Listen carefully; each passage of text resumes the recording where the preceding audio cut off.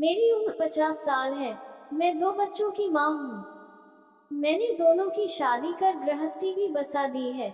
मैं अपने घर में अकेली रहती हूँ। अकेले रहने की वजह से मैंने मकान किराए पर दे रखा है। मेरे दोनों बेटे कहते हैं कि अम्मा अकेले मत रहो, हमारे साथ आकर रहो। तब मैं कभी कभी उनके पास चली जाती हूँ। महीने 2 महीने तक जिस बेटे के पास रहना होता है रह लेती हूँ, मगर रहते रहते यह एहसास हो जाता है कि मेरे रहने से वहाँ उनकी आज़ादी में बाधा आ रही है। तब मैं वापस अपने घर में आ जाती थी। यहाँ बड़ा सा मकान है मेरा, जिसका एक हिस्सा किराए पर दे रखा था। एक हिस्से में मैं खुद रहती थी। पति की पेंशन भी मिलती थी। 3 साल से ज्यादा समय बीत गया था, तब से मैं खुद को अकेली महसूस कर रही थी। ज्यादातर मैं अकेली रहती, मगर जब गर्मी की छुट्टियां होती हैं तो बेटों के बच्चे आ जाते हैं। पूरा सुना घर कोलाहल से भर जाता। अकेले में तो दिन बीत जाता है, मगर रात में घर खाने को दौड़ता था, तब बेचैनी और बढ़ जाती थी। तब आंखों से नींद गायब हो जाती। ऐसे में पति के साथ गुजारी रातें मेरे सामने चलचित्र की तरह आ जाते हैं। मगर जब से मैं विधवा हुई, पति की याद और उनके साथ बिताए गए पल मुझे सोने नहीं देते। अखिलेश नामक मेरा किराएदार था। वह अकेला रहता है। वह एक दफ्तर में नौकरी करता था। उसकी उम्र 45 साल के आसपास थी। उसकी पत्नी गुजर गई थी। वह अकेला ही रहता था। उसका बेटा शादी के बाद दूसरे शहर में अपने परिवार के साथ रहता था।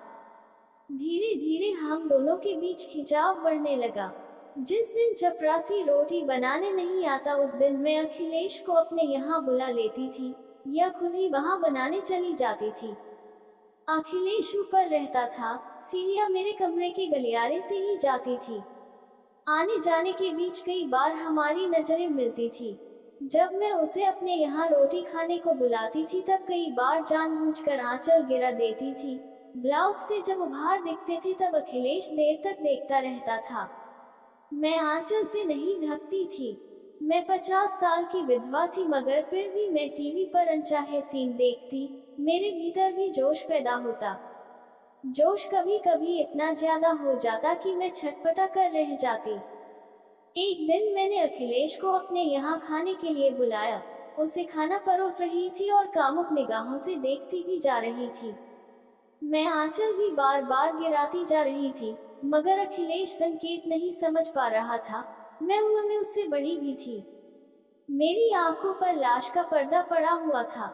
मैंने पहल करते हुए पूछ लिया, अखिलेश अकेले रहते हो, बीवी है नहीं, फिर भी रात कैसे गुजारते हो? अखिलेश कोई जवाब नहीं दे पाया। एक विधवा औरत ने उससे ये सवाल पूछकर उसके भीतर हलचल मचा दी। जब वो बहुत देर तक इसका जवाब नहीं दे पाया, तब मैं फिर बोली, आपने जवाब नहीं दिया। तकिया लेकर तड़पता रहता हूँ, अखिलेश ने मजाक के अंदाज में कहा। बीवी की कमी पूरी हो सकती है। जब मैंने यह बात कही, तब अखिलेश हैरान रह गया। आप क्या कहना चाहती हो? मैं हूं ना आपके लिए, इतना कहकर मैंने कामुक निगाहों से अखिलेश की तरफ देखा। आप उम्र में मुझसे बड़ी हैं। बड़ी हुई तो क्या हुआ, एक औरत का दिल भी है मेरे पास। ठीक है, आप खुद कह रही हैं तो मुझे कोई ऐतराज नहीं। इसके बाद तो हम एक दूसरे के बेडरूम में जाने लगे। जल्द ही हमारे संबंधों को लेकर शक होने लगा। एक दिन मेरी पड़ोस में रहने वाली गीता ने मुझसे कहा, ये मैं क्या सुन रही हूँ सुमन? तब मैं बोली, क्या सुन रही हो गीता? तुम्हारा अखिलेश के साथ संबंध है? हाँ है। ये जानते हुए भी कि तुम विधवा हो और एक विधवा किसी से संबंध नहीं रख सकती, गीता ने समझाते हुए कहा। पल भर रुककर वह फिर बोली, फिर तू 50 साल की हो गई है तो क्या हुआ? मैंने कहा, औरत बूढ़ी हो जाती है तब उसकी इच्छा नहीं जागती। क्या तू भी तो 48-50 के आसपास है? तेरी भी इच्छा जब होती होगी तो क्या भाई साहब के साथ हम वतन नहीं होती होगी? गीता कोई जवाब नहीं दे पाई। मैंने जो कुछ कहा सच कहा था। वह भी तो इस उम्र में हम बिस्तर होती है। फिर मैं विधवा हूँ तो क्या हुआ, आखिर औरत का दिल ही तो है। उसने कोई जवाब नहीं दिया। तब मैं बोली, जवाब नहीं दिया तूने? तूने जो कहा सच कहा। गीता अपनी रजामंदी देते हुए बोली। औरत अगर विधवा है तो उसके साथ ये सामाजिक बंधन क्यों? अगर किसी की पत्नी गुजर जाती है तो वह इधर उधर मुंह मारता फिरे तब ये समाज उसे कुछ न कहे, क्योंकि वह मर्द है। मगर औरत किसी के साथ संबंध बनाए तब वह गुनाह हो जाता है। तो फिर अखिलेश के साथ शादी क्यों नहीं कर लेती? गीता ने सवाल किया। आजकल लिव इन रिलेशनशिप का जमाना है, मैं बोली। क्या दोस्त बनकर नहीं रह सकते हैं? ठीक है, तेरी मर्जी में जो आए वह कर। मैंने जो सुना था कह दिया, नाराज होकर गीता बोली। मगर तू 2 बच्चों की माँ है, वे सुनेगी तब उन पर क्या गुजरेगी, ये सोचा है कभी? हाँ, सब सोच लिया है। क्या बच्चे नहीं जानते कि माँ के दिल में भी एक दिल छिपा हुआ है, उसकी इच्छा जागती होगी। ये समझाते हुए मैं बोली, देखो गीता, इस बारे में मत सोचो।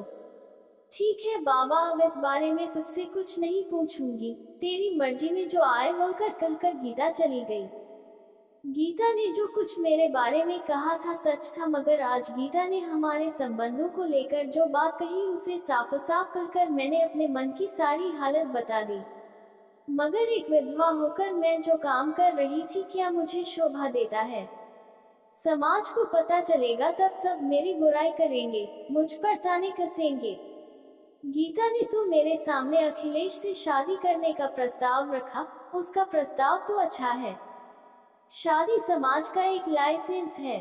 हम दोनों के भीतर एक ही आग सुलग रही थी, मगर इस उम्र में शादी करेंगे तो मजाक नहीं उड़ेगा। अगर इस तरह से संबंध रखेंगे तब भी तो मजाक ही बनेगा। मैं बड़ी दुविधा में फंस गई। मैंने आगे बढ़कर संबंध बनाए थे, इससे अच्छा है कि शादी कर लूं। थोड़े दिन लोग बोलेंगे फिर चुप हो जाएंगे। मैंने ऐसे कई लोग देखे हैं जो इस उम्र में जाकर शादी भी करते हैं। क्यों ना अखिलेश से बात करके शादी कर लूं। शाम को जब अखिलेश आया तो मैंने उससे कहा, आपसे आगे रहकर जो संबंध बनाए मैंने अच्छा नहीं किया। फिर पल भर रुककर मैं बोली, लोग हम पर उंगली उठाएंगे उसके पहले हमें फैसला कर लेना चाहिए। फैसला? कौन सा फैसला सुमन? अखिलेश ने हैरान होकर पूछा। हमारे बीच जो संबंध है उसे तोड़ दे या परमानेंट बना ले। मैं आपका मतलब नहीं समझा। मतलब ये कि या तो आप मकान खाली करके कहीं चले जाए या फिर हम शादी कर ले। मैंने जब ये प्रस्ताव रखा तब अखिलेश भीतर ही भीतर खुश हो गया, मगर ये संबंध कैसे होगा वह बोला। हम शादी कर ले यह बात तो ठीक है सुमन, मगर आपकी और हमारी औलादें सब घर गृहस्थी वाली हो गई हैं, ऐसे में शादी का फैसला नहीं हो सकता है। यही कहना चाहते हो ना? अखिलेश को रुकते देख मैं बोली। मगर ये क्यों नहीं सोचते कि हमारी औलादें अपने अपने घर में बिजी हैं, अगर हम कर लेंगे तब वे हमारी चिंता से मुक्त हो जाएंगे। जवानी तो मौज मस्ती और बच्चे पैदा करने की होती है, मगर जब पति पत्नी बूढ़े हो जाते हैं तब उन्हें एक दूसरे की ज्यादा जरूरत होती है। आज हमें एक दूसरे की जरूरत है, आप इस बात को क्यों नहीं समझते हो? आपने ठीक सोचा है। मेरी पत्नी गुजर जाने के बाद मुझे अकेलापन खूब खलने लगा, मगर जब से आप मेरी जिंदगी में आए हैं मेरा वह अकेलापन दूर हो गया है। सच कहते हो, मुझे भी अपने पति की रात को अकेले में खूब याद आती है। मैंने भी अपना दर्द उगला। मतलब ये कि हम दोनों एक ही आग में सुलग रहे हैं। अब हमें शादी किस तरह करनी चाहिए इस पर सोचना चाहिए। आप शादी के लिए राजी हो गए। बहुत सालों के बाद मेरे चेहरे पर खुशी झलकी थी। मैं आगे बोली, शादी किस तरह करनी है ये सब मैंने सोच लिया है। क्या सोच लिया आपने? अदालत में गुपचुप तरीके से खास दोस्तों की मौजूदगी में शादी करेंगे। ठीक है, मगर इसकी हवा किसी को भी नहीं लगनी चाहिए, यहाँ तक कि अपने बच्चों को भी नहीं। मगर बच्चों को तो बताना ही पड़ेगा, अखिलेश ने कहा। जब हमारे हाथ पैर नहीं चलेंगे तब वही संभाल लेंगे। शादी के बाद एक पार्टी देंगे जिसका इंतजाम हमारे बच्चे करेंगे। जब मैंने यह बात कही तब अखिलेश भी सहमत हो गया। इसके ठीक 1 महीने बाद कुछ खास दोस्तों के बीच अदालत में शादी करके हम जीवन साथी बन गए। सारा मोहल्ला हैरान था। हमने अपनी शादी की जरा भी हवा ना लगने दी थी। हमारी अनोखी शादी पर लोगों ने हमारी खिल्ली उड़ाई, मगर हमने इसकी जरा भी परवाह नहीं की। कोई खुश हो या ना हो, मगर हमारी औलाद इस शादी से खुश थी, क्योंकि उन्हें माता पिता की नई जोड़ी जो मिल गई थी। तो दोस्तों, ये कहानी यहीं पर खत्म होती है। ये कहानी आपको कैसी लगी हमें कमेंट करके जरूर बताएं।